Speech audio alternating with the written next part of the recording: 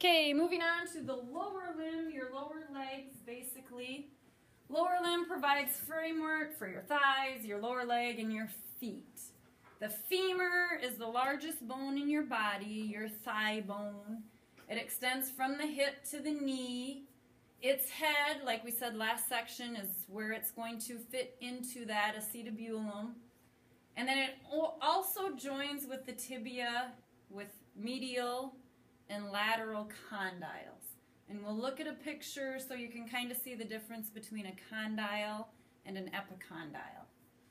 Other features, fovea capitis, neck, greater, lesser trochanter. Probably won't have those labeled on your test. The patella, your kneecap, is located in the tendon. Remember, that's a very movable bone.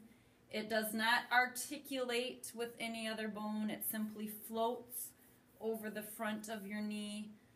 People can dislocate their patella fairly easily, where it might slide off to one direction or the other. So looking at the large femur, head at the top, so this fits into the acetabulum. Greater trochanter is large and on the top, lesser is on the bottom. And you'll notice that pretty much with all the bones. Greater is going to be on top, lesser is going to be on the bottom. Again, I don't know if I'll have you label those on your test. But what I want you to see or notice is epicondyles and condyles. So the epicondyle is kind of like the outer top part, and then the condyle is where it's going to sit. And I kind of have that labeled on. So epi, I think anterior or front. So my epicondyles, I'm looking at the front or the anterior part of the bone. My epicondyles are going to be on the front side of a bone. My condyles are going to be on the back or posterior side of the bone. And then I'll need to know what foot I have. So if this is my head, obviously this is my right leg. So if this is my right leg, this would be my medial side or the inside. This would be the lateral side. So lateral front epicondyle, lateral back condyle. Medial front epicondyle, medium back or medial back condyle. So in order to figure out if it's medial or lateral, you need to know which way that bone is facing. Tibia, your shin bone that you can feel on the front of your leg. It helps to support the weight of the body. It's a body supporting bone where your fibula will not be. It articulates with the femur, and then it's going to articulate with the talus bone of the ankle. Tibial tuberosity is where your patellar ligament attaches, and that's going to obviously attach to your patella. Medial malleolus is your inner ankle. Your lateral malleolus is going to be part of your fibula. So if I take, and actually I'll just use this. So if you look at your ankle, so here's my big shin bone, here's my tibia, here's my little fibula. If you feel your ankles, here's the inside of your ankle bone that you can feel, and then you can feel your outer ankle bone. Medial malleolus is part of your tibia. Lateral malleolus is part of your fibula.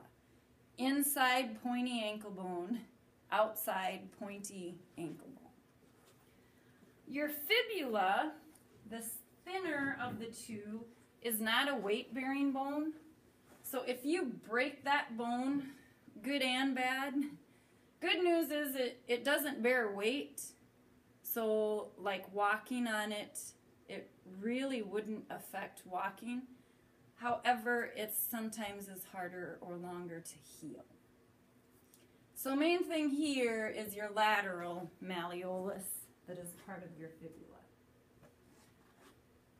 So putting them both together, notice again front condyles. There would be epicondyles on the back.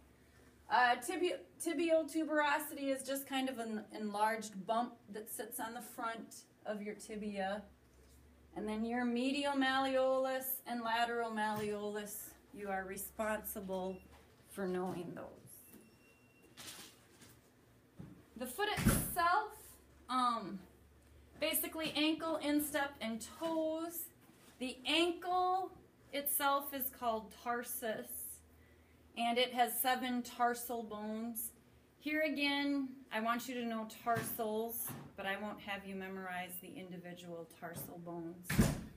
The talus and calcaneus, however, I do want you to be able to locate and pinpoint. So the talus is going to articulate. It's basically where your leg attaches to your foot. And the calcaneus is your larger heel bone. Instep, metatarsus or metatarsals, those are longer bones again that make up your foot. It's the arches of your foot. Some of you might have high arches or flatter arches. That would involve your metatarsals. And then each toe is made up of 3 phalanges, exactly like your fingers, other than your toe, which is just like your thumb. Your toe has 2, your thumb has 2. So picture, if I'm looking at this, the talus is the bone, so I want you to know the talus bone and the calcaneus bone. The rest of these small tarsal bones, I do not need you to know. Metatarsals then, and then your phalanges. If I actually look on a real bone, so here's my foot. If I look at the back, it's easier to see. The talus bone fits right into the bottom part of your tibia. So talus is the articulating foot bone, is what I would call it. And then the calcaneus is just your large heel bone. So those 2 I would like you to know. So here, looking from the top, like I said, these, you are not responsible for knowing the individual bones. Know that they are tarsals. And here again, metatarsals, very much like your fingers.